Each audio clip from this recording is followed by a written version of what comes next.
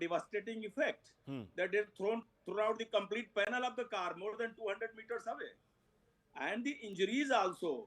Now the thing is that by this time, police must have seen the bodies of those unfortunate victims and also the injured people. That will also give some pattern that what kind of explosive it was. So I think that is not coming out. It should come out soon. But I have seen that plank of the complete body. There were the cuts. There were many cuts in the body. It was not exactly the hole, but it was a sharp cut. It was not a blunt thing which, yeah. So that is one panel I could visualize, but still I'm not very sure because it will unnecessarily make the issue very sensational. But I am very sure that my hunch says that it's going to be a terror attack. Okay, this is a terror attack. That's what we're hearing from our sources. Major Arya? Rahul, this is exactly what I said around 10 to 15 minutes back, that it doesn't look like, see the complete, this area of devastation, plus the side of the door being thrown almost 200 yards. It can't be an LNG cylinder blast because that is pretty small, right? Okay. And it is basically inflammable. What happens is that in any explosive, this thing is caused by some sort of an explosive. See, it's very early for me to say, it could be any conjecture that, it could be this or that, it could be plastic. I don't know. Nobody knows. But the way it looks on screen, the images that you're seeing, so this let me scale of ask you, devastation. Major Arya, this is an important point, because if there is the element of terror, and there is nefarious, obviously a design to create some sort of a problem. Yes. The fact that it has happened in the union capital, does that change anything? Does that mean that there may not have been an overt angle that goes back all the way to Pakistan, or is that not something that we can sort of divorce from the conjecture and overall thesis? Does location matter? That's what I'm asking. See, absolutely. Location matters 10x. I mean, this is the capital of India. Yeah. Of course, location matters. There is no doubting that. Also, this whole thing about whether the people are from India or whether you've done it are Pakistanis, it doesn't matter. The guy, the suicide bomber who did Pulwama was an Indian. Yeah. He was not a Pakistani. And we conducted Balakot. Adil Ahmad Dar was his name. So it doesn't matter. If there is any thread which is tied to Pakistan, anything that joins this to Pakistan, it could be an email, it could be a phone call, it could be radicalization, it could be money, it could be material support, it could be training. Right. Anything that joins this explosion to Pakistan, I think then we are talking about something else altogether. There is a big if, but if it does, then we are talking about something totally different. Then we're talking about something totally different. Because remember, we've been always told that Operation Sindoor is ongoing, Dr. Ranganathan. That's what we were told. Of course, there were many people who said that perhaps we shouldn't have called it off, because it's very unlikely that Pakistan is going to change its stripes. And of course, the nature of this horrible gratuitous terror is religious. I mean, there is no running away from that. And I want to ask you your views on this, because I know that you have some very clear thoughts. Good evening, and good evening to my fellow panelists. First of all, my very sincere condolences to the families of the bereaved. This is an absolutely terrible occurrence that has happened. And as you rightly said, it's too early perhaps to conclusively say one way or the other whether it was a natural explosion that happened in a car because of a CNG blast or whatever it may be, or whether it was a terror blast. But 3 or 4 things have come in the last few minutes from other channels as well. I think the car registration number has been publicized by a television channel, and the name of the owner has been publicized. The other thing that has come is traces of ammonium nitrate have been found. Some people are speculating that. On the other side, what also has come is that the explosion occurred at the boot of the car. That's where the CNG cylinder is, and that there were no shrapnel wounds on the victims or on the survivor. So it's very early to say, what is the reason for this blast. Having said that, at the end of the day, one thing is also true, that when you have a normal, unfortunate occurrence of a blast that happens through an accident, you don't have the Home Minister visiting the site within 20 minutes. You've had many CNG or cars catching fires or EV batteries exploding in cars that happens routinely in India, in Delhi. You don't have within 20 minutes And you the Home Minister. don't have the Prime Minister immediately Yeah. tweeting when there is an incident of this nature. So the Prime Minister has put out a post saying condolences to those who have lost their loved ones in the blast in Delhi earlier this evening. May the injured recover at the earliest. Those affected are being assisted by authorities. Reviewed the situation with the Union Home Minister Amit Shah ji and other officials. So clearly there was a need to do this. Just stay on with me, Dr. Ranganathan, Major Arya, and Mr. NND Dubey. I'm going to go across to Akash, who's there with us. Akash, if you can hear me. Akash, can you hear me? Am I audible? Yeah, this is now a Rahul, go ahead. ex-post put out by Prime Minister Narendra Modi. He says that he has spoken to the Union Home Minister. The review of the situation has been undertaken. Other officials he's in touch with. This does now appear to be something more than just an ordinary cylinder blast, isn't it? Oh yes, Rahul, indications are coming from the administration that it is more than just, a CNG blast or, a battery blast of e-rickshaw. Because right now, in fact, on the spot, I'm showing you the visuals where you have the senior crime branch officials, discussing, in fact, seeing the images in their phone. In fact, we have FSL team, NIA, and in fact, multiple agencies. I'm showing you the visuals from the spot where at around 7 p.m. today, we had this incident reported at around 7:29. DFS said that the situation was in control, but right now, what we are learning, and in fact, indications are coming from the authorities that this is more than just an ordinary explosion in any sort of vehicle. Also, in some time from now, we are expecting Home Minister here at the spot, and right now the whole area has been cordoned off. In fact, I'm showing you the visuals.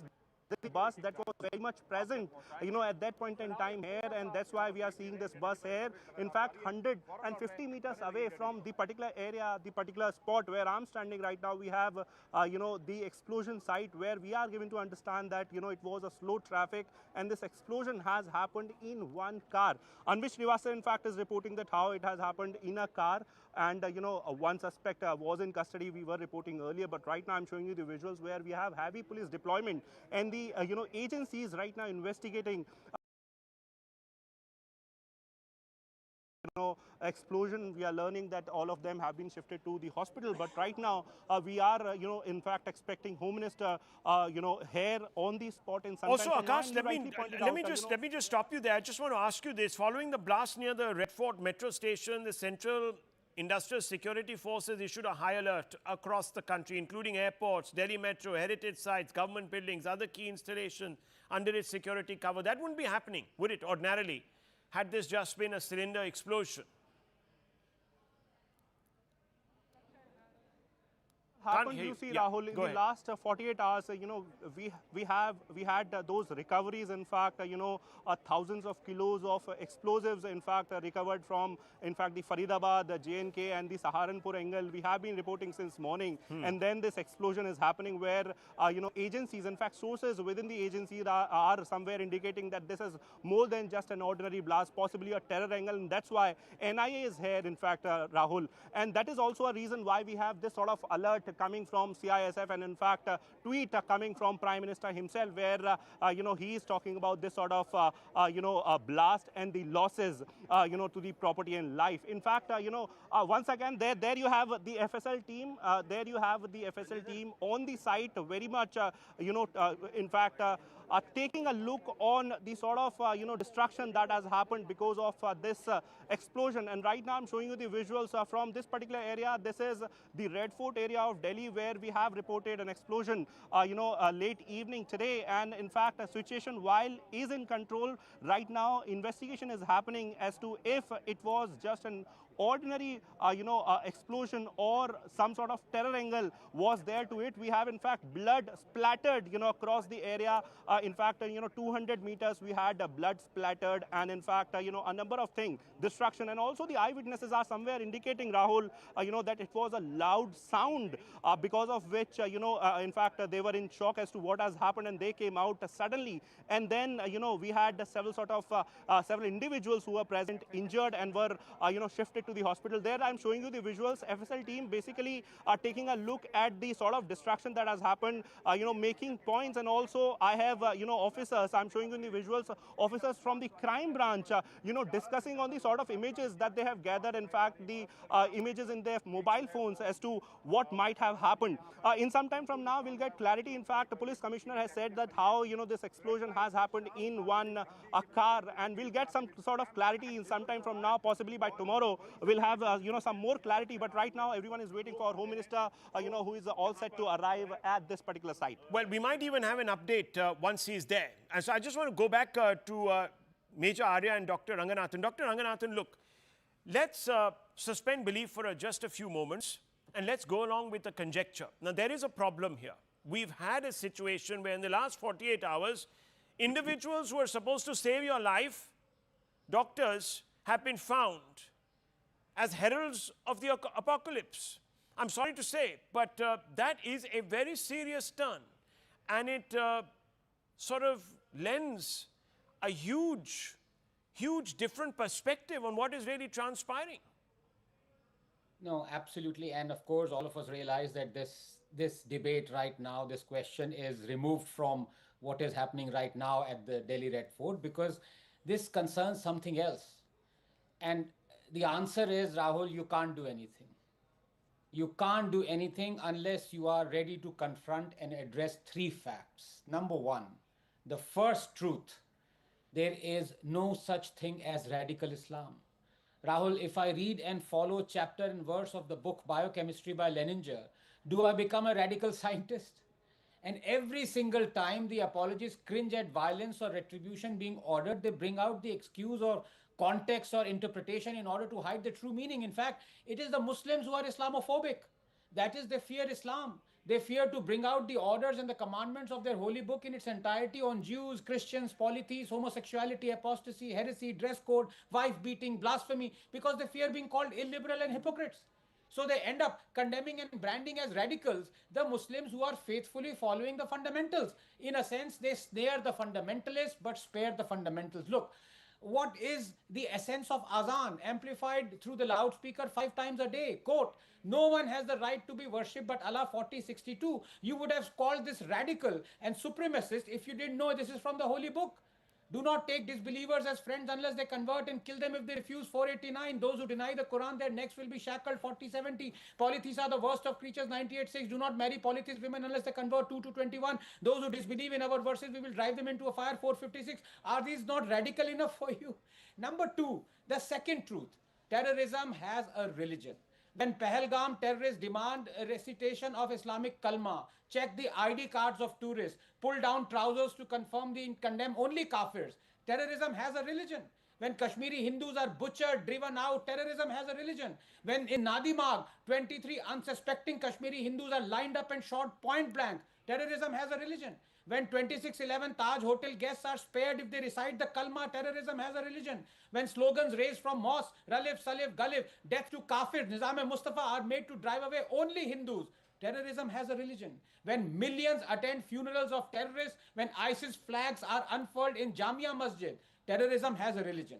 Number 3, the third truth: different laws divide, not unite. Rahul, let's accept it. There is a parallel world that is inhabited by millions of Muslims, a world where they are not bound by rules, morality, ethics, propriety, by which the rest of us are bound by.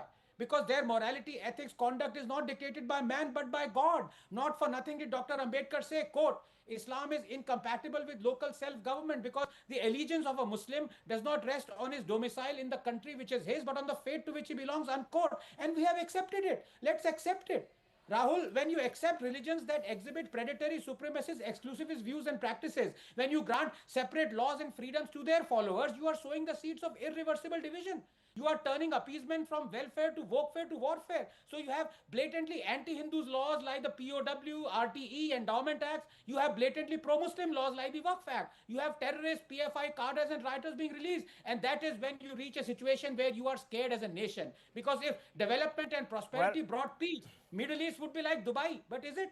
So there we have it. As long as we are afraid to confront these three truths, you can't do anything. You can't do anything, says Dr. Ranganathan. Of course, he's not talking specifically about this. These are more visuals coming in, viewers, from the LNJP hospital. Let's try to boost the audio and the NAT on those. Do we have any NAT? Okay, so there you can see, viewers, one of the patients clearly injured, and the Union Home Minister Amit Shah looking over him, talking to the doctors, inquiring about the exact situation there, patting the young man on the shoulder, saying that, look, my wishes are with you and I hope you get better. So that's one of the wards, viewers, that has been set up, obviously, to cater to all these individuals who are there, injured in the way they are. Some people are wanting to get up and talk to the Union Home Minister. There you can see another individual, another patient who has been removed from this particular site. On the right, viewers, you can see of your screens a badly injured tuk-tuk driver. There you can see him. Terrible situation, viewers. He's trying to take his tuk-tuk out of harm's way. Even in that condition, viewers, he's trying to hang on to his tuk-tuk, and the remains of the other vehicles you can see on the right, viewer. This was a devastating blast. Several individuals are lying there injured, over 20, 10 are dead. Viewers, the last time we had casualty figures such as this was back in 2011. Then there was a grievous blast outside the High Court. After those rounds of the ward, you can see the Union Home Minister talking to some of the doctors. There he's now talking to more injured, trying to get a sense of really what happened. The injured explaining to him what they thought they saw. You can see that individual holding his right ear, clearly injured there above his ear. Blood splattered on his vest. Clearly in a very poor state, viewers, and getting attention from, of course, the doctors there. So these are the devastating scenes that we are confronted by, viewers. I want to go across to Anvit, who's there at the site of this particular attack, or rather this, I don't know what to call it now, viewers, because clearly there is something much more than what appears to be the case. I just want to go across to Anvit. Anvit, what can you tell us? And then Dubey also there with us. Yes. Rahul, I'm at LNJP hospital right now, where injured have been brought, and Amit Shah, the Home Minister, is here, and the other gate, his cavalcade is there, and ambulances are being used to enter the hospital from this gate. You can see many ambulances are parked inside, and all the injured are being rushed there. Even now, ambulances are rushing to the hospital, so it means the casualty figures are still rising. Clearly speaks, and Amit Shah is here, Delhi CP is here, senior other officials of Delhi police are here who have accompanied CP Delhi. He had arrived here ahead of Home Minister Amit Shah, and the death toll, we are being told, has risen to at least 13, while number of injured is also rising, because it's continuously ambulances are rushing into the hospital. Now, as far as the investigation in this case is concerned, police are on the spot, senior officials, in fact other agencies are also there. Now I'm sure it has already been seen as a multi-agency probe, and what certain things that from the investigation have been shared with us by the Delhi police is that they have told us that it was an I-20 car that had slowed down in a heavy traffic, and then explosion took place. We are also being told that it was the rear side of the vehicle that blew up, and it damaged at least 6 to 7 vehicles in its vicinity. Hundreds of people who were there heard the explosion, and many of them sustained injuries. Many of them fatal as well. Number of them, viewers, been brought to the LNJP hospital. Thank you, Anvit. I'll just come back to you in just a few moments. Stay with us. We are waiting word from the Union Home Minister. He says that preliminary reports are coming into him, and he's going to be able to give us some indications of what now the authorities believe this is. I don't think anyone is in doubt of the fact that this is something a little more than just an accident. Akash.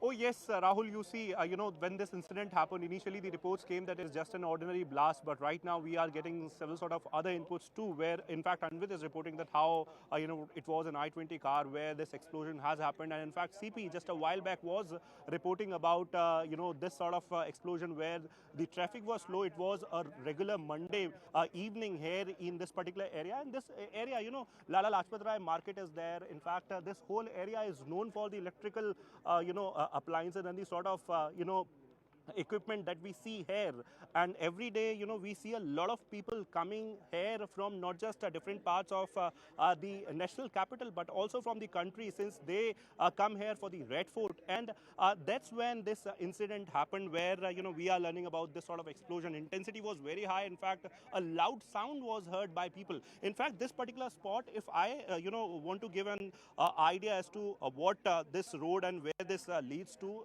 you know, on this particular side we have in fact the Old Delhi railway station, and whenever you are coming from Old Delhi railway station to Red Fort, you know, this particular place comes. This is the Lala Lajpat Rai market, and on the left side we have the Red Fort, and this road leads to in fact the Delhi Gate and the LNJP area. In fact, you know, if we walk towards this particular road towards the Old Delhi railway station, we have around you know, 4 to 5 spots where blood is splattered, and in fact 400 to 500 meters in fact from the very spot where this explosion happened. And this shows somewhere the intensity. Right now we know the premise that this blast has happened in one I-20 car, but what was the nature of it, what was the composition of the sort of you know, things that were used in the blast is something that is under investigation. And we have multiple agencies, NIA, Crime Branch, in fact the Delhi Police, you know, very much here investigating. In fact, the FSL team is in fact noting all the basic details of the sort of destruction that has happened. In some time from now, you know, Home Minister is possibly going to give a soundbite where he will be talking about the initial details, the preliminary investigation, and we'll get some sort of clarity. But right now, you know, there are several sort of theories that are going around. In fact, you know, we were talking about the sort of things that have happened in the last 48 hours, the sort of recoveries that have happened from Faridabad, you know, Jammu Kashmir, and also Saharanpur, and people are somewhere connecting the dots. But right now we'll wait for the investigation, and as I can see, you know, we have police officials discussing you know, several sort of things, several sort of images from the particular spot. You know, we'll get some sort of clarity in some time from now, Rahul. Well, clearly, viewers, it's clearly something a lot more than just a CNG blot. Let me just go straight across to Anshul. Anshul, yes. Anshul, can you hear me? You have an update for us. Anshul, can you hear me? Okay, we don't quite have him right now. Viewers, let me just quickly go across to YC Modi, former DG NIA. Mr. Modi, what do you make of this? Can we now, at least now, see or say that this is a lot more than a CNG explosion?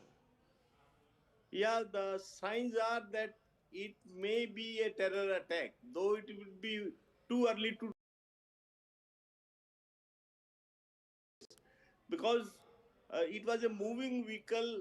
Then there must be a suicide bomber as well, because the vehicle who was driving, things are not clear.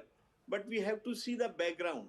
Last week in Faridabad district, one Dr. Mohammad Muzmil was arrested, and by Kashmir police, and ammonium nitrate powder, which was very inflammable, was recovered, and around 3,000 kgs of material which could be converted into pure ammonium nitrate was also recovered.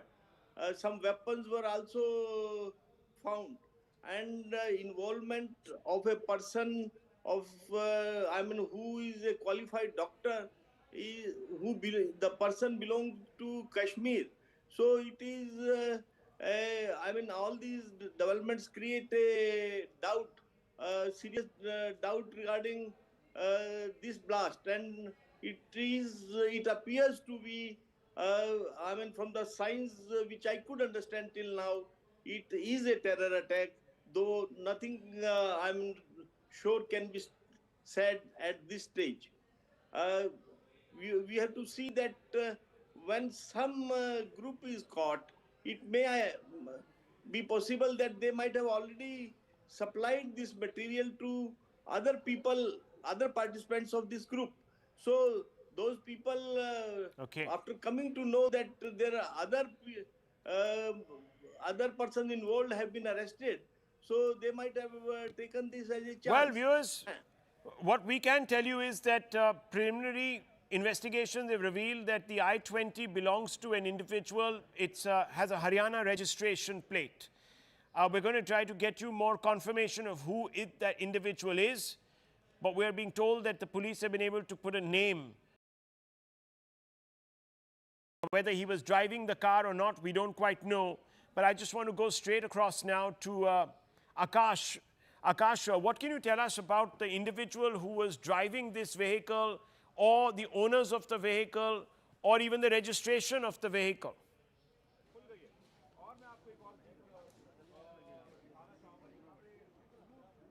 Akash, can you hear me? Do we have him? Okay, we're going to try and go across to Akash, who's there in our frame, in just a few moments. I just want to tell our producers to make sure that all the reporters are constantly linked in so that we can go around to them and get the latest updates. I just want to quickly go across to Sushant Sareen. Lieutenant General KGS Dhillon will be joining us in just a few moments. Sushant Sareen, what do you make of this? Well, initially, it looked like I was ready to accept that probably some kind of a CNG explosion, but given the scale of devastation, I've never seen a CNG tank explode and create so much of devastation. So look, I agree that it's good that the government is being cautious before calling it a terrorist attack. They're not jumping the gun. There's no knee-jerk reaction. That's the sensible way to do things. But I think it has the hallmarks of certainly of a terrorist attack. Secondly, we still don't have all the information. It's coming out in dribbles, and we are trying to make sense of it. I and General Dhillon were on another channel just before we joined you, and this is what General Dhillon was on the mark when he said that, look, let's not jump the gun on many things, and I completely agree with him. But the information which is coming out so far is coming out from government sources itself about the car, the identification of the car, that it is a moving car, how many people, was there one person, in which case, I think I was hearing Mr. Modi speak before me. He said if it was one person, it's certainly the possibility of a suicide attack. But if it was more than one person, was this an accidental blast, that the explosives were put in that car because somebody had prematurely declared victory in the morning and said that they've, impounded all the explosives in that Faridabad raid, and that now, everything was settled. And obviously some people got spooked and were running away and trying to find some kind of a safe haven. Again, like I said, we are in the realm of speculation. But if 4 or 5 guys died in that blast because they were sitting in the car, probably an accidental one, because I have not heard of a single case of 5 suicide bombers blowing themselves up in one go, sitting in one car. They are stupid, that's why they become suicide bombers, but they're not that stupid that they'll waste, 5 suicide bombers on a single attack. Okay. And blow them to smithereens. So, okay, well, nothing can be ruled out, viewers, simply because the government hasn't ruled out anything. So everyone is conjecturing. On the right, viewers, NSG commandos now at that spot. I just want to go quickly across to Anshul. Anshul, what's the latest? And I want to bring in General Dhillon right after. Yes, Anshul. So the NSG teams have just reached over here, and they have gone towards the spot where the entire incident had happened, and they have just reached over there. This is another part of an SOP that is being followed over here. There is a lot of echo that is happening. I'll ask the producers to please correct this. The NSG teams have just reached over there. They are trying to look into the entire spot where the said incident has happened. You can see that there is another team of NSG that are trying to reach the spot at this point in time, because the roads are barricaded from both the sides, and hence it is getting difficult for the NSG teams to also reach on the spot where the said incident has happened, where the vehicle is parked at this point. So definitely these visuals, I'll just ask my video journalist Ravindra Kumar to zoom in and show you in the visuals that yet again more and more security forces are arriving over here. They are still trying to get the exact details as to what was the exact incident that has happened. If you could just stay on the frame with me, I'll again try and show you the NSG teams.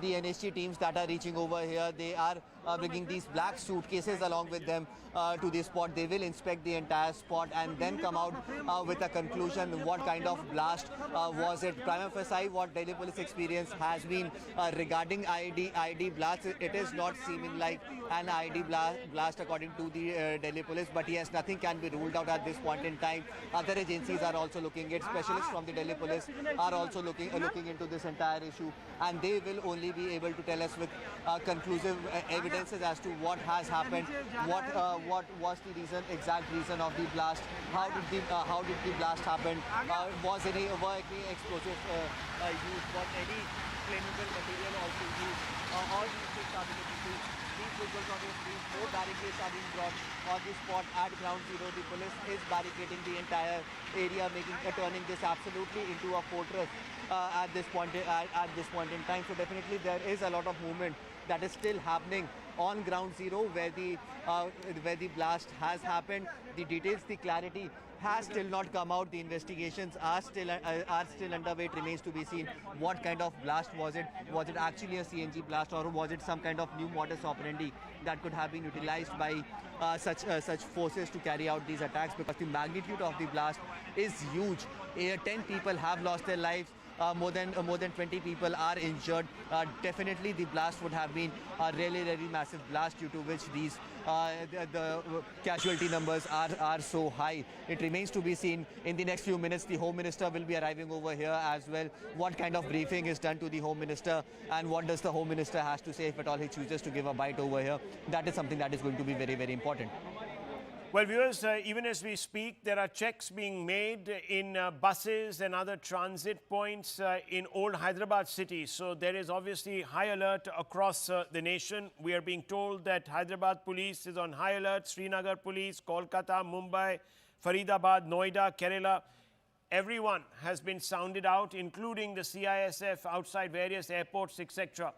A.K. Jain, former IPS, also here with us. But General Dhillon, what do you make of this? And if this is a terror incident, and there are, of course, connections, if it were to emerge that there were connections with the two modules that have been exposed, what do you think is the likely response? How would you view that? And if that is indeed the case, then obviously this is again another cross-border attempt at disturbing the peace. How should we respond? What do you think would be the likely response? Good evening, Rahul, and good evening, fellow panelists and all your viewers. First of all, as Mr. Sreen was saying, I would like to say these are early days. The information is coming in trickles, and there is no confirmed authorized press release or a confirmed report by any responsible authority. The information on which people and channels are basing their assumptions has come from a beat constable or a Thana SHO or someone who was a eyewitness or somebody who was just about there. They are not the experts to say whether it's forensically an explosion or ID or a CNG blast or whatever. Till the time an expert confirms it to be this way or that way, I will not hazard a guess, and I will request everyone not to panic. In the morning, we burst a module where very big quantity of ammonium nitrate was recovered. In the evening, this happens. Now, there are reports of one person, 5 people in the car moving, car slowing down. Initially, it was Eco, now it is I-20. Then there, I will not hazard a guess at all because these are sensitive national security matters. I would not like to be party to spreading panic. I would like to believe the people who are doing their job, let a responsible authority come out and say, this is this or that.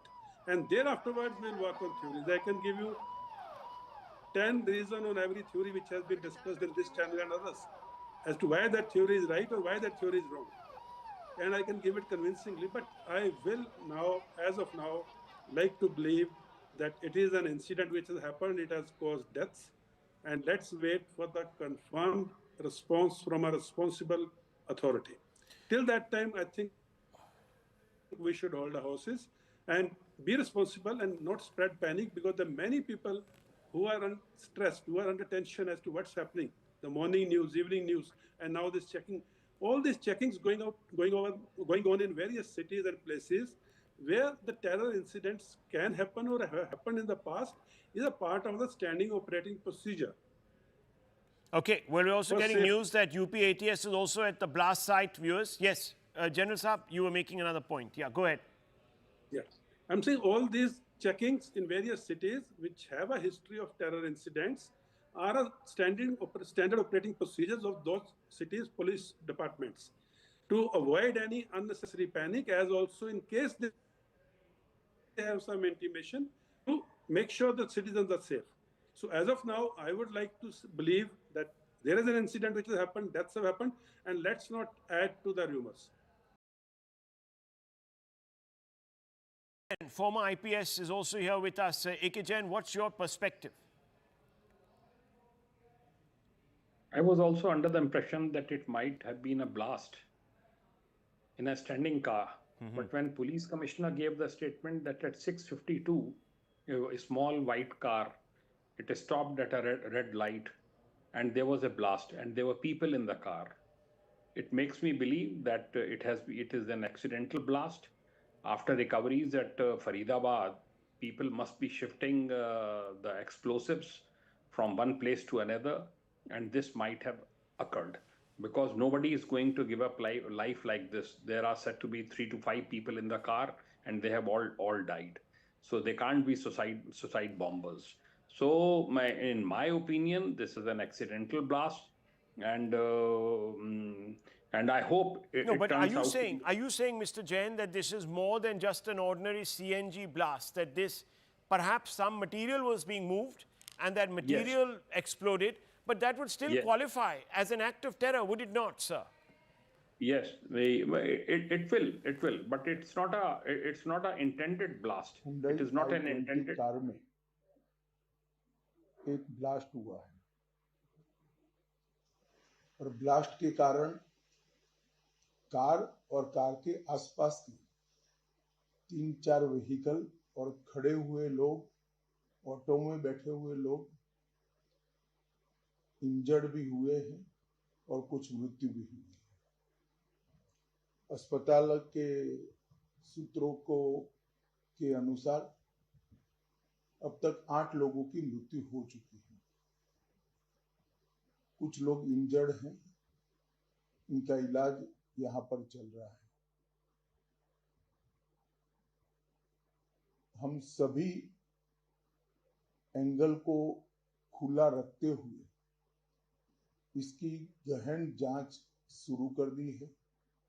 जैसे ही blast की सूचना मिली, Delhi police special cell, crime branch, NIA की team, SPG की team, FSL की team मौके पर पहुंच गई है और सभी प्रकार की जांच हम तेजी से कर रहे हैं।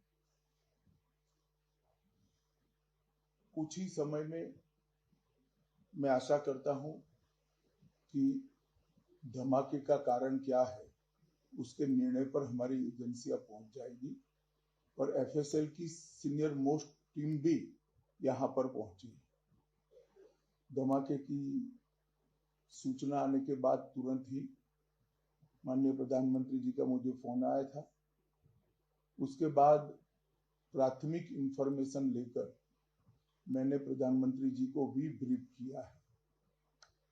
अभी यहाँ से मैं घटनास्थल पर जाने के लिए निकल रहा हूँ और कल एक बड़े सवेरे ही सीनियर लोगों की टीम के साथ गृह मंत्रालय में बैठक कर इसकी डिटेल जांच की जाएगी।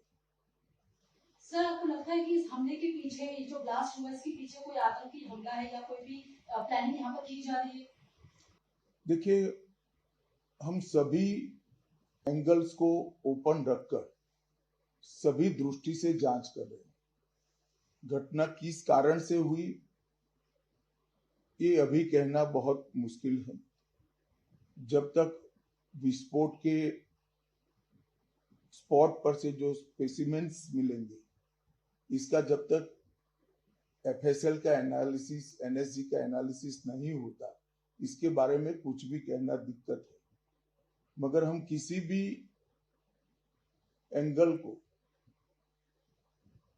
बंद नहीं मानते हैं। सभी एंगल का हम दृढ़ता के साथ आगे जांच करेंगे। धन्यवाद। Well, viewers, three very significant points made by the Union Home Minister. We'll replay that soundbite in just a few moments. Number one, all lines of inquiry are open. All angles being investigated. Nothing is being ruled out. And there will be an overview meeting tomorrow at the Ministry of Home Affairs early morning. There's Amit Shah now reaching the site of this blast. There you can see him crossing the police lines there.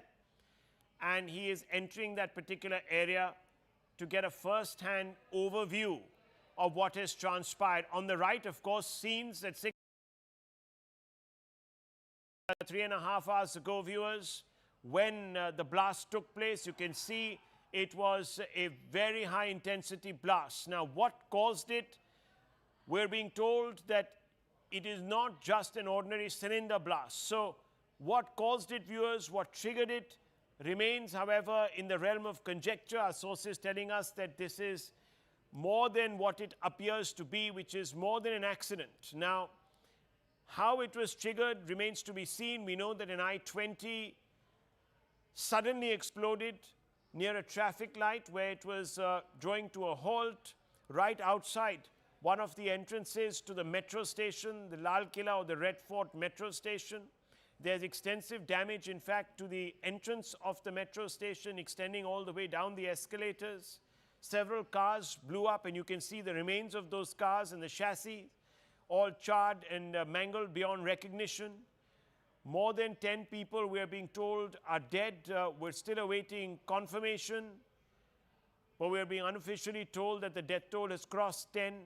We're also being told that several people are injured, some very critical, and they are being treated at the LNJP hospital in New Delhi, where the Union Home Minister was just visiting.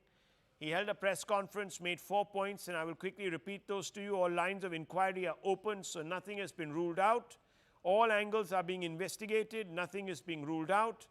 And there will be an extensive meeting to go over the facts tomorrow, very early in the morning at the Union Home Ministry. Remember, viewers, Delhi's security comes right under the Union Home Ministry at the center. I'm being told that the number of deaths now has crossed 10, and there might be more than a dozen people who might have succumbed to their injuries. So those numbers are still going to be updated, but this is a very, very sad happenstance, viewers, and condolences are going out to those who have lost their loved ones from many leaders across the nation.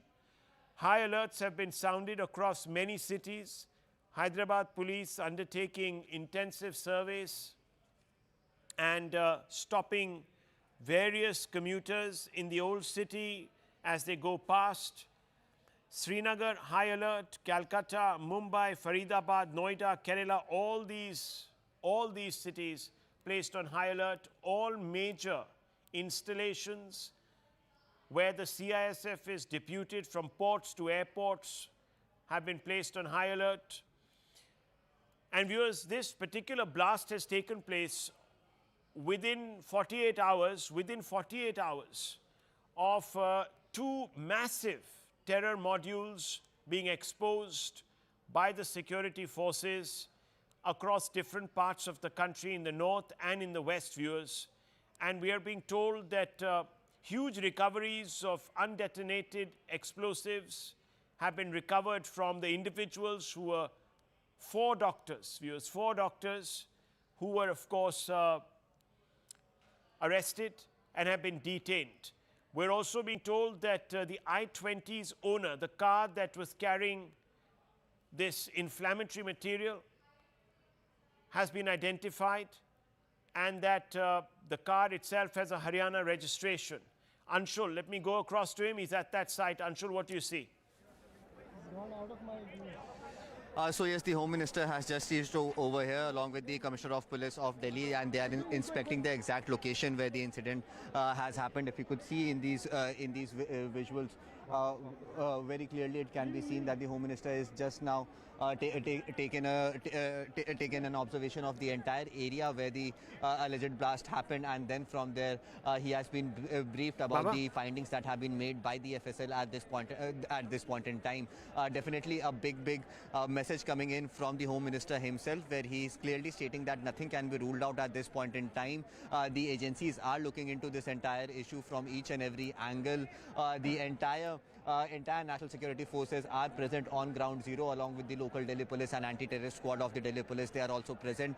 UPSTF is also present over here. So all the agencies are working in tandem to figure out what transpired, what led to this blast. Was this actually just a CNG blast that happened in big intensity, or was there a new modus operandi that was utilized to carry out this blast out here in the national capital? That is something that is being looked into, but definitely nothing is being taken lightly. You can see in these visuals that the cavalcade of the Home Minister has now started to move away from here after he has spoken to the senior officers on the ground. They have briefed him regarding the entire situation, what the investigation has found till now, and in which direction is the investigation going. And now the Home Minister has left from here. He will continue to remain in touch with the top brass of the Delhi police and other agencies who are investigating this entire matter. NSG, NIA, all of them are present over here.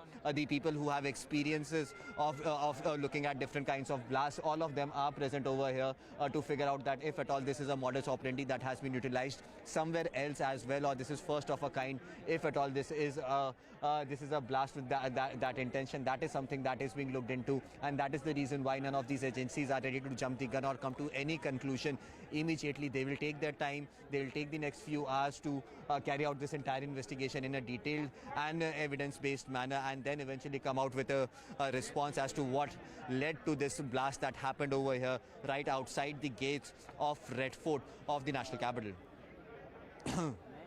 Okay, well, viewers, confusion over the number of casualties, and we're going to, of course, err on the side of conservatism here because we don't want to overstate the case. But some channels who are putting out numbers may not be accurate, or they might be getting conflicting information. So we're just taking it from official sources, and only after confirmation from official sources flashing the casualty figures. Let's hope that the casualties are low, viewers, because obviously the nation's prayers with those who are actually undergoing treatment. There, Amit Shah around the site of the blast, and you can see him taking great interest in what has transpired. This is clearly something that warrants close scrutiny and attention. So if this was just an ordinary cylinder blast, by now we would have known that. So clearly something more than meets the eye there. You can see, viewers, from the impact that this was a powerful explosion. I want to go across to General Dillon. General Dillon, the Home Minister himself now not ruling out any angles here, which suggests that perhaps this is more than what we initially conjectured. Sir. Rahul, Home Minister not ruling out any angle or any theory or any line of investigation is exactly the way investigations happen. Right. Never in an investigation you foreclose a line, because you never know after 3 steps what might emerge. So keeping all the lines open and all the lines of investigation open and progressing on every aspect or every theory or every way the investigation goes on is a very matured and professional way of handling an investigation. So that does not mean that this is line A, B, C, or D is the most probable line. Only once the investigating team with professionals and forensic inputs reach a particular level of confidence and the conclusion, then only they will say, okay, this looks most probable. Till that time, all the lines of investigation will be kept open and progressed. It's a very professional way of dealing a situation like this. And at the same time, I would again request, let's not add anything which may cause panic, because it's a serious issue. It's a national security issue. And conjecturing in such a case, if I have handled Pulwama blast, which was more or less, the vehicles were blown off to pieces and not even traced. Yes. So I I know firsthand how things happen. But I am also saying, let's not jump to any conclusion. Let's give time to the investigating agencies. They are dealing and leading on all the leads. By the way, the leads not only emerge from the site of the accident or the incident. Leads would be coming in from various intercepts which are being, as of now, being intercepted. They would be coming from various interrogations which are happening with the people who have been apprehended in the morning. And there may be other leads from the background intelligence which would be coming. Okay. So not to focus solely on the site of incident, the investigating agencies take these leads from everywhere, and after corroborating in a professional manner, they will come out with the most probable theory or the most accurate theory. Right. We've been told now, viewers, that a large number of channels who have been flashing figures that have run into over a dozen might have got it wrong. So again, this tells us that one should not leap into taking unverified information and flashing it on your screens. But Dr. Ranga, point, I wanted to also bring in Sushant Sareen right after, and of course, Mr. Modi. Yes. Now, I very briefly want to make 3 points. Number one, I have never seen the Home Minister visit the place of the explosion site and the hospitals where the victims and the injured are after a normal, quote-unquote, routine car CNG explosion. This is unprecedented. I mean, it would be, I don't know what to say. It has never happened. And I've been checking off, the previous last 1 year, there have been 3 major CNG-based explosions in cars, and all of them have happened at the filling stations. So this kind of explosion leaving so much devastation is rare. Now I want to turn to something which, please don't take me wrongly, because I have huge, tremendous respect for our intelligence agencies and the brave officers who are investigating this. And I've been seeing it's been almost 4 hours. Now, if it is, people are saying it could be traces of ammonium nitrate. If the explosion is through ammonium nitrate, then there are very few chances of residues being left, because it explosion leads to nitrogen, oxygen, and water, steam. If at all there are residues left that would point to ammonium nitrate explosion, then the whole area has to be sealed off. And I am actually seeing on various channels people walking in, even some journalists touching the so-called remains of the car. So I think the investigative agency should have sealed it immediately. And number two, it is an I-10. You know the HR number plate that people are saying it is. You know the Faridabad, what happened today, and it's in Haryana with an HR tag. And Delhi NCR is actually the world's most CCTV dense area. There's about 2,000 CCTVs per square mile or per square kilometer. So in 4 hours, I would have imagined one would have traced the origins of that I-20 car, from where it began. If it began from Faridabad, then 2 plus 2 is 4. But I would have expected in 4 hours at least that bit of information should have been supplied to the media, if not to the common public. Well, I mean, there are, of course, inputs coming in, because we've been told that the driver has been identified and so on and so forth.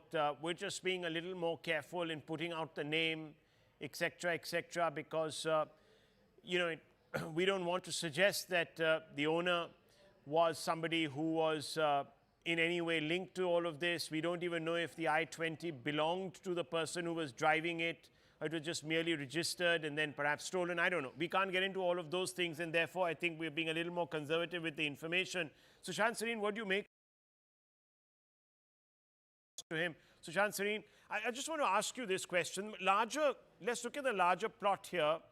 There have been arrests that have taken place over the last 48 hours, and we know that those individuals happen to accumulate the ingredients to make, well, all sorts of weapons.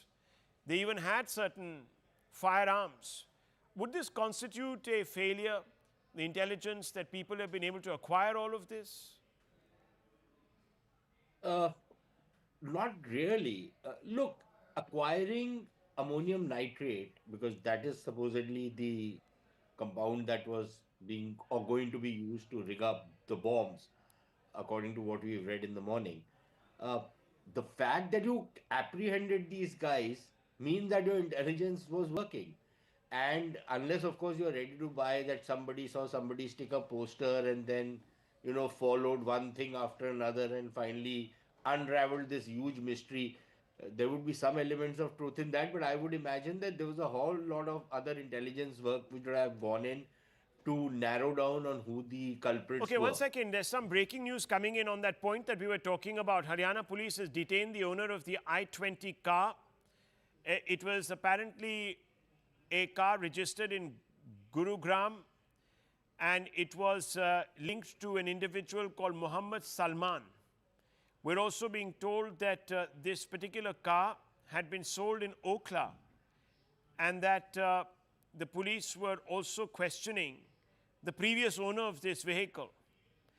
And we are also being told that the reasons for the sale, etc., are also being, in fact, looked at closely, and that Muhammad Salman, the owner of this car, has been taken into custody. So that's what we know at this moment. What does that tell you? Let me go across to Mr. Serene. Mr. Serene, what does that tell you? No, I think, I think one layer after another layer is being unraveled. You got a fix on which the car was. Then from the registration plates, you would have got to know who the owner is. And you immediately gone and picked him up. Now, whether the guy is complicit in whatever has happened or, he is not, is a matter of investigation again. Ideally, the police should not have released his name. They should have said that we found this car, we've got hold of the guy, because you don't know whether he's guilty or he's not guilty. And in the kind of society we live in, if you are going to be labeling somebody as guilty without any evidence against him, except for the fact that his car was involved in a particular incident, an explosion, was his car stolen? Did he file a police complaint? We don't know any of it, right? So ideally, you should not disclose the names of people before investigation has been completed. That is one.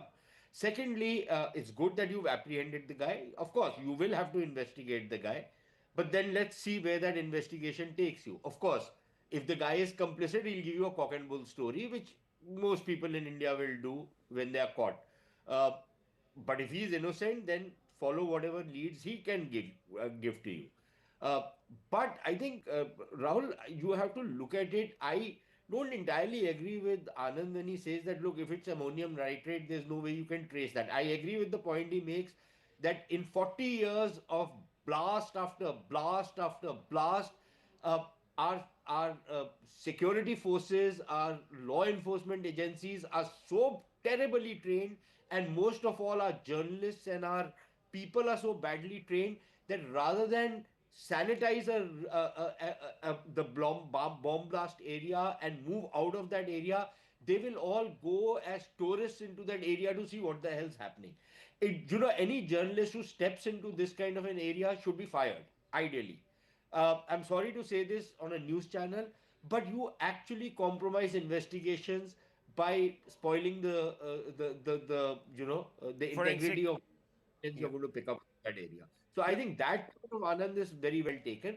But even there are innumerable cases around the world in which ammonium nitrate has been used, and there are always some trace or the other which you can find out to figure out what the explosive is. So it's not completely out of the realm of possibility. It's eminently possible that you can find out what exactly was the explosive, and if indeed you can link it up with what happened today. Part of it, the silver lining, if at all there can be a silver lining after a terror attack, if at all this is a terror attack, is that you got hold of a bunch of people who have been involved in this whole thing, so you can get to the bottom of the conspiracy. Just one tantalizing thought I want to throw before you. 2 days back, we heard of a glitch, quote unquote, at Delhi airport. Yes. It sounded too much to be a glitch. I don't know whether the authorities have come clean, whether that was a hack, that was not a hack, whether our critical infrastructure has been compromised, it was some kind of a signaling being done to us. But there are many indications to suggest that there is a serious apprehension that we are being targeted, and not just by these Pakistani scumbags or their junior brothers across the border on the east, the Bangladeshis, But I suppose by who I probably should not be saying, but probably our erstwhile friends, BFFs, whom we imagined them to be, under a very capricious leadership. I shall not name them, but you can use your own analysis to figure out who we are talking about, because there are any number of indications which seem to suggest that there's a lot of hanky-panky happening inside India and on our borders. And suddenly we see a non-issue of sorts being agitated in Chandigarh on Punjab University, and suddenly, trying to give it a uh, different impression of what has happened out there than what actually it was. So I think we need to be very, very careful about national security issues in the days ahead. Well, I think that point is very well taken, no doubt. I think these are very, very delicate times, viewers. And top sources are telling us that the car had a Haryana number plate and it's been identified and certain people have been linked to it and arrested. Modi ji, what do you believe is perhaps the one theory that you would like to sort of go with at this point, given the fact that we've had the Union Home Minister come out? And I think on the point of the Union Home Minister going to this particular spot, I think it might be also because Delhi comes under his office directly. So if there is an incident of this nature, he perhaps felt the need to go to the spot himself. It isn't, after all, something that is run of the mill. I mean, this is a major, major blast that has taken place, Mr. Modi. I'd like to say two things. One is regarding HM's visit. I can tell with a lot of confidence that HM is a very hands-on person. He wants to be thorough about everything which is brought to his notice. And his visiting the spot would certainly help him to understand the briefing which he will be getting tomorrow from officers of different agencies. So I understand that this visit has been made by him, but with this, we can't be 100% sure that it's a terrorist attack. It only shows that importance he is giving to this blast. As far as ownership of car is concerned, I feel it's too early to say. I was closely associated with investigation of Pulwama attack case, where it was the 8th owner, the person who blasted himself was the 8th person to get vehicle had been sold 6 to 7 times earlier. Right. So whether this number plate business, whether we can come to any conclusion with that number plate, it's too early. Unless we get the chassis number of the vehicle and then we get the details from the company. In Maruti, in that Pulwama case, it was a Maruti Eco, and you won't believe we had to fly engineers of Maruti to Pulwama when they identified one shock absorber, and with that shock absorber we could reach to the vehicle, but it took some time, and it is too early. I personally feel that to establish that who is the owner and whether he's linked or not, we should not be speculative about that individual at this stage. Okay, so General Dhillon, I just want to ask you, the backdrop of this particular incident today has been framed by this crackdown on 2 modules. Both had doctors. What do you make of this? Are you suggesting that, would you go to the extent of suggesting that Pakistan has still not been deterred, that they will continue to try and undermine India's security, territorial integrity? What do you think is happening there? Absolutely. Pakistan will never desist from doing things which will be harmful for India's interest. Basically, Pakistan is going to take the attention of the public away from the miseries at home. The economy is failing, their politicians are failing them, the military is failing them, the diplomacy is in doldrums. And after Pulwama, they want to do something pan-India or in the heart of India or near the capital of India, which can suggest that not only Kashmir, the terror is all across India. Pakistan is unnecessarily being blamed for it. That is what they want to project. But the signs, the telltale signs of Pakistani ownership of the module which got busted today and yesterday is very much clear. The weapons recovery, the ammunition, the ammonium nitrate and all that is very clear, and in the due course, the intelligence agencies will come out with proof. And here again, since I was closely associated with Pulwama, I agree with Mr. Gandhi. I didn't want to give out all those details. The Maruti Eco car got identified exactly and specifically after a lot of deliberation. The Maruti people coming there, identifying from a, that spring, that shock absorber. The number plate which we are saying could wear number plate. Any terrorist worth his salt will not use a number plate, original number plate of a car. But having said that, I would still say investigations are going on, and if investigators are not giving out details as of now, they have a reason. They have a reason. They don't want to alert others who may be coming to know from the news channels, as we saw it in the Mumbai attacks. So let's not jump to conclusion. Let's have faith in our investigation. Everything in the best interest of the investigation and the nation. If they're delaying it, they have the reason. If they will give the information at a particular time, that will have a reason. Okay. So I would like to go with the investigating agencies. Actually, the professional agencies. I'm not going to go with what the SHO has said or what the beat constable on the spot has said, because he's the layman. He doesn't understand the implications or complications involved. Let an expert come and say, these are the forensic reports, this is what happened, this is the investigation, this is the interrogation report, and now we have come to a conclusion that this is what happened. And what about what Mr. Ranganathan was saying, Dr. Ranganathan, about HM's visit? In the army, we have a saying, one visit or one look is better than 100 reports. Now, tomorrow when the agencies will be briefing the Home Minister, and they will be saying, sir, याद है जहाँ पे आप खड़े थे उसके left side में जो पोल था, सर उस डायरेक्शन से ये हुआ, एंड ऐसे सामने जो एक बैरिकेड सा था उस तरफ से ये हुआ. So it becomes easy for the person to understand the future investigation, the way it is going. So, but notwithstanding what Dr. Rangana said has a merit, but still I would like to say I will wait for an official confirmation of whatever. Rest everything which is happening across are SOPs.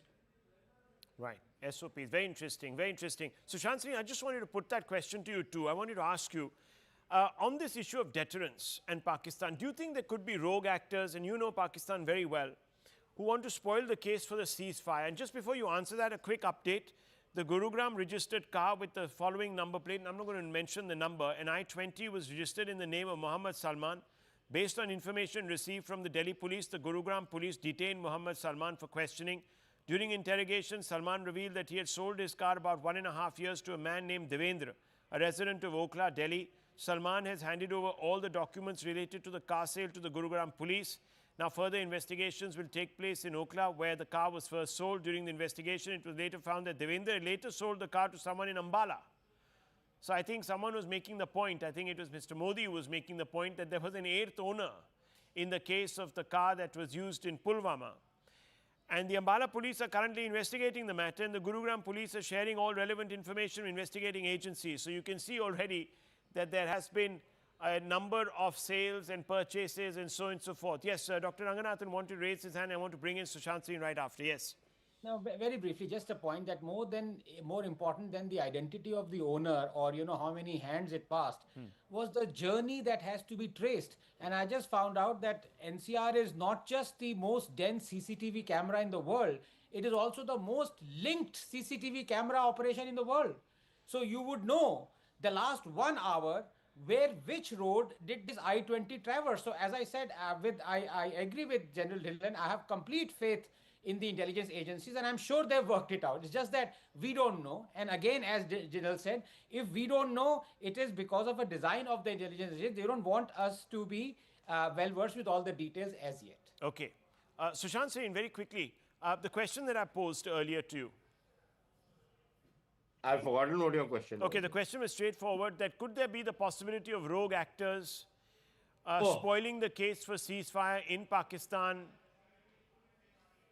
Arey yaar, come on, Rahul. That is such a woke question to ask. Pakistan itself is a pretty rogue country, yaar. What rogue actors are you talking? Rogue actors in Pakistan are people who actually want peace with India. Those are the rogue players in Pakistan. The whole country is rogue otherwise. You are saying rogue actors. So perish the thought. Okay. This is part and parcel of Pakistan's mental makeup. Uh, they want to impose terrorism on India, and they want to say that, okay, fine, we can keep pushing you because now we have Donald Trump on our back, we have Xi Jinping on our back, we have the Saudis on our back, and let's see what you can do to us. If indeed there is a Pakistani fingerprint found or a Pakistani evidence of a Pakistani involvement found, uh, then they are very clearly telling you, here, this is what we are bringing to you. Let's see what you can do about it, because now Mohammed bin Salman, we have signed a deal with him.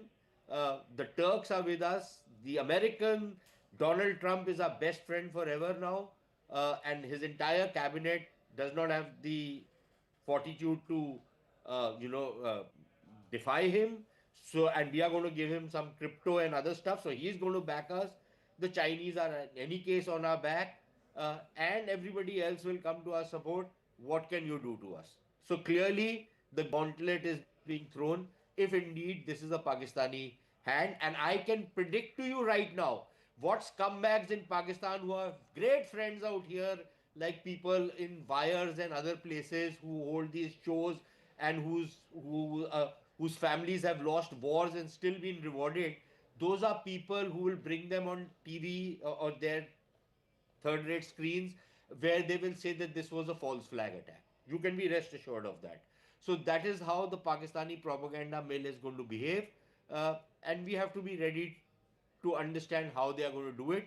But please perish the thought that there are rogue actors in Pakistan. The whole damn country is a rogue place. Okay, very interesting. That's a very interesting angle. So there's absolutely no division in Pakistan about how to proceed with India. General Dhillon, I wanted to ask you, that's an interesting, just a thought experiment, and please correct me if I'm wrong, but does India's capacity to respond change after the diplomatic reconfiguration that has taken place? So you now suddenly see Trump and company cozying up to Pakistan, Pakistan singing his praises. You also have the Saudis that have been played onside by the Pakistanis. The Turkish are involved. The Chinese, of course, are the big brothers. I don't know what brothers they are, step brothers, real brothers, blood brothers, God knows. But they're also there in the sort of equation. Does that change? If India were to respond tomorrow, would that change anything on the ground for us? Rahul, no, it does not change. India stands on its 2 feet, and that is the reason these realignments are happening. India reserves the right to respond in the manner which it finds most suitable, depending on what the situation comes out tomorrow. So I am not at all bothered about what realignments are happening. And I am also very sure if India retaliates tomorrow, if suppose this is a terror attack from Pakistan and India retaliates tomorrow, Saudis are not going to come and fight along with the Pakistan against India. Nor is Donald Trump going to come and stand next to Shahbaz Sharif. India will fight its own battle from its own strengths and against a rogue country, as Mr. Sareen is saying, that is Pakistan. So nothing is going to change. We have always dealt bilaterally with Pakistan, and we have bilateral relations with all the other countries which were named. And all the other countries which were named have interests, economic, strategic, and political and diplomatic within India. So it's going to be bilateral with all these nations and bilateral with Pakistan. That too, of course, it will be a force applied against Pakistan if it is proven that it was a Pakistani hand and it was a terrorist act. So, Sareen, would you like to add to that? No, I think I agree with what General Dhillon is saying, but I was not saying that we will be influenced by, what the others are doing. I think we have to understand that we have to do what we have to do, regardless of what anybody else is telling us to do. What I was telling you is how the Pakis think. The Paki mind, I'm trying to tell you. It's a pig's mind, but you have to understand when you're going to be getting into a fight with a pig, you have to understand how the pig thinks. So the pig's mind is that this is the kind of support that he has. And this is why the Indians will not or will have to think 20 times before they take any offensive action against the Pakistanis. So that is what I'm trying to say.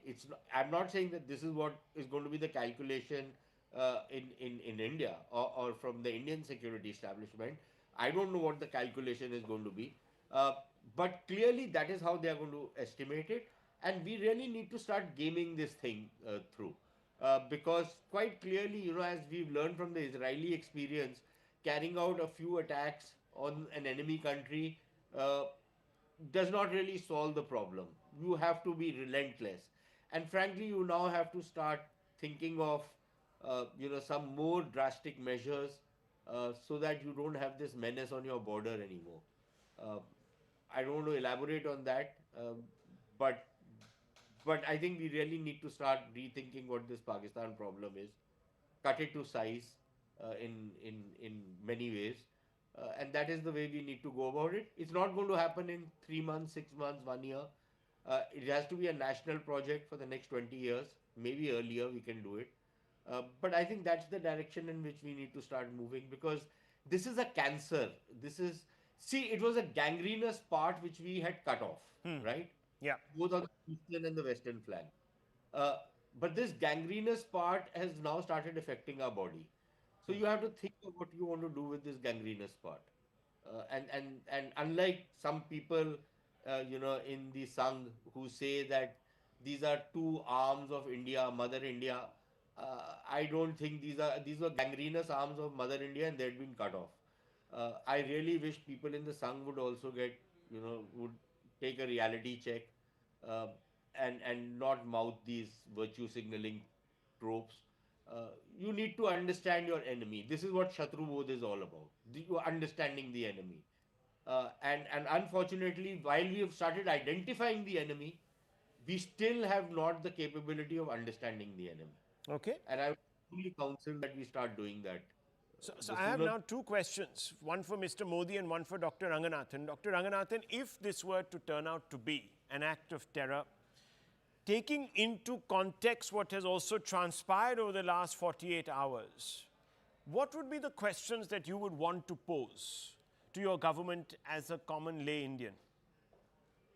Absolutely no questions whatsoever. 100% backing and support as to the new doctrine. An act of terror is an act of war. I will stand behind my Prime Minister and he goes and attacks Pakistan again. No question. And I'll be disappointed if he does not attack Pakistan, because that would mean that we are not adhering to the new doctrine, and I'm proud of the new doctrine. Mr. Modi, what would you say? What would be your initiative? Would you say that, okay, first of all, let's talk about the lack of, for example, intelligence that sort of led to this? Would you frame it that way, or would you say, no, time has come to scrap all of that? Let's take Operation Sindoor is still on, and all cards are back on the table.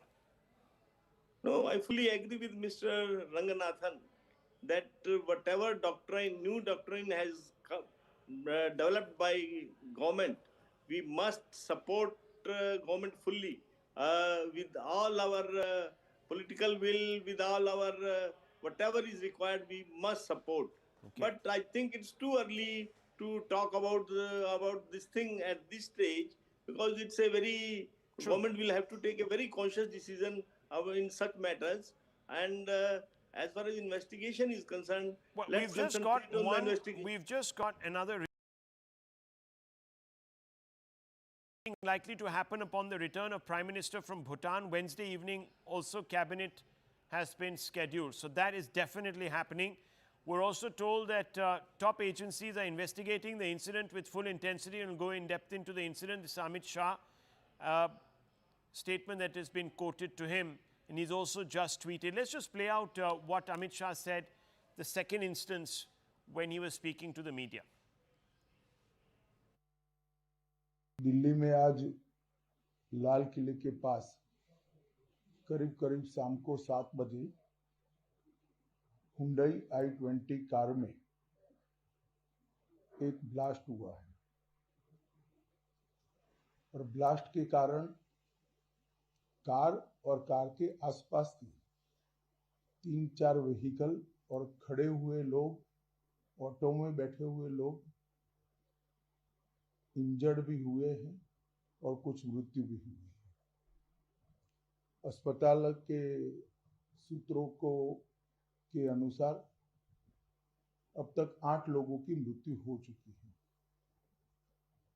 कुछ लोग injured हैं, इनका इलाज यहाँ पर चल रहा है। घटना किस कारण से हुई ये अभी कहना बहुत मुश्किल है।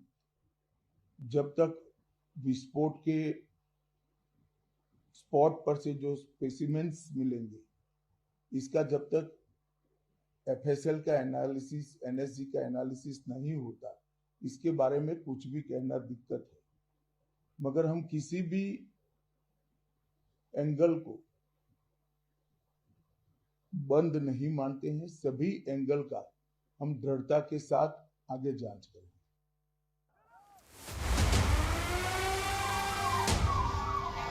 Jump to then only arrive at a conclusion. My advice is that we should wait and see what are the actual facts before we take any. Latest visuals, close proximity visuals to the left of the screen, viewers, shows the extent of the fire. It's been quite intense. The fire is spread out a bit. Thankfully, so far, the fire services have confirmed to Anshul that there have been no injuries. So was this a parked car, unoccupied? Were people able to move to safety? Because continuing coverage of the deadly Red Fort terror attack that has shocked not just the nation but the entire world, where at least 8 people have lost their lives this evening after a car exploded near gate number 1 of the Red Fort metro station in what officials now suspect was a terror-related incident. Now what we are learning is that the CCS meeting will take place when Prime Minister Modi returns from Bhutan. A call about the blast was received around 6:55 p.m. this evening, following which 7 fire tenders were rushed to the spot. The firefighters managed to bring the blaze under control, but all the security agencies are currently on the ground, including the National Investigation Agencies, the NSG,